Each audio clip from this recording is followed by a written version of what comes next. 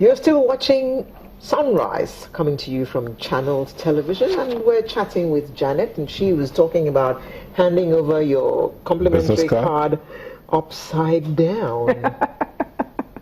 Yeah.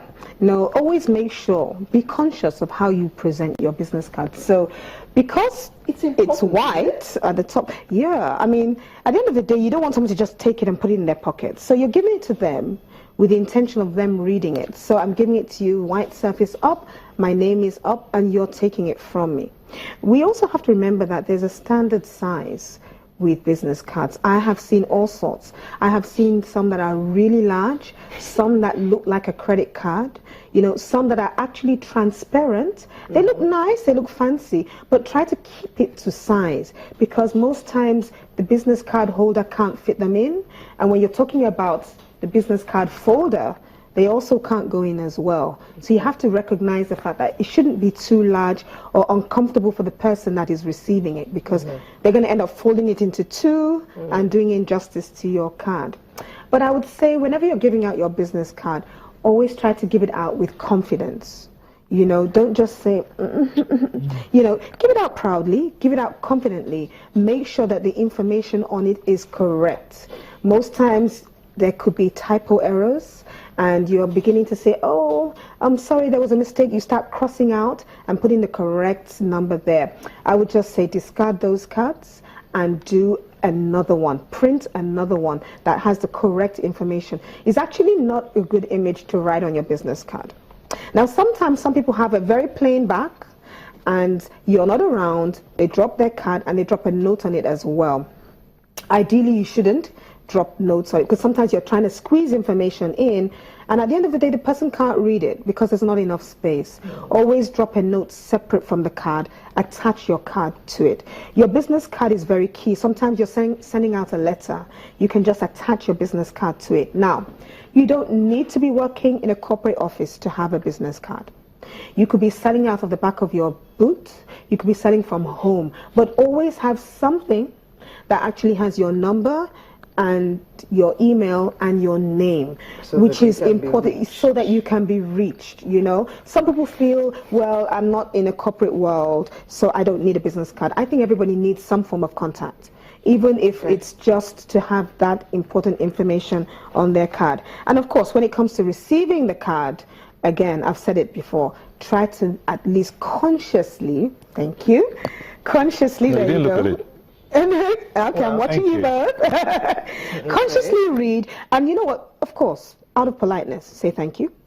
Typically. Thank you. Okay, typically, and consciously just use a second or two to look at, who am I talking to? Who is this person? You might even just say, oh wow, you mean you work for, or oh, you're the accountant, or you're the just like that, and say thank you, and then you put it away. There and then you may make a connection, because you've seen who the person really is and the position. Most times when we're exchanging names on greetings, we don't really know who that person is, right? We have just learned today how important business cards can be. Yes. And from what Janet has said, sometimes it can make your business or mar your business, depending on how you handle it. Yes. Your business card is your impression. When we look at it, we're like, if it's too busy and too crowded, that tells us a bit about you. If it's clear, transparent, crisp, clean, white, it tells us about you. But I would always say, at the end of the day, don't just take business cards for the sake of it. Always follow up and try as much as possible to keep a business card folder. This is just a place for you to keep all your connections, because you never can tell when you will need them next. And sometimes you have them packed in cartons. So where is that carton? Where did I put this particular one? Take your time out, buy a business card holder that can fit a lot. This can fit about 600. And you're going to go back to it. You're going to need it, definitely. A business card folder is definitely your business tool for success. Quick question. The video we saw, that young man had to hold his jacket up that way, because it was buttoned, hold it up that way to bring out the business card holder. Now, someone would ask the question, do I have to wear a jacket to be able to carry my business card? Since you say I should put it in my back pocket, no. Where else can I put it? I mean, or do I always have to hold it?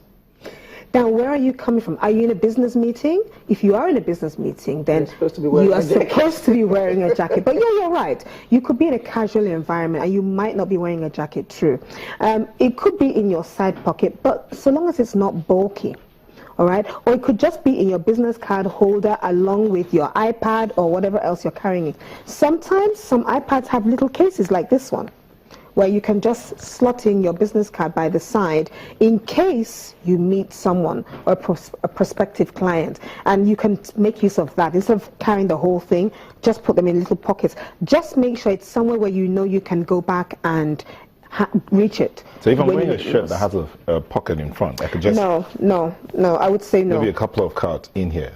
No, because it doesn't look neat. It doesn't look tidy. It looks rough. So, and then it's going to be transparent to an extent. Okay, what if it's not? If it's not, well, you might get away with it. How about the ladies? If you're wearing a buba. What if you're wearing a buba? We always carry one handbag or the other. What if the lady doesn't want to carry a handbag? So why are you networking without your business card? You have to prepare for such occasions. You must be prepared for such occasions. And it means you should have your business card with you. Okay, Janet. Point taken. Yes, but at the end of the day, the business card is a tool that you need. Don't take it for granted. As much as possible, always have it on you. Try not to leave home without it where it matters most. Most times we get to business gatherings and we always find people say, oh, I forgot my business card. I guess it should be the number one thing you should pack. I'll tell you a story. Yeah. A friend of mine was looking to meet the governor of, I think, Anambra State, and he went for an event. He didn't plan for the event, and the governor was there. And the governor saw him, and he said, oh, that's you. How are you? I've been waiting to talk. I've been looking for you. Wow. So do you have your card? And he said, oops, I left it in the car. Can I go get it? The governor said, oh, okay. But you know what? There's no time. I'm leaving now. So just write it out for me. So he wrote it down on a piece of paper. And guess what? That's as good as lost. Thank you. Never heard from the government. Yeah, so very important business tool. Is a business card also the same thing as a call card or a complimentary card? Yes. Thank you. It is. Yes. Okay. Yes. Thank you very much, Janet. You're welcome. As usual, we have learnt a lot from you, and we look forward to seeing you next week. Thank you. Okay. Good. Have a great Thank you for watching. We'll be right back with the home stretch.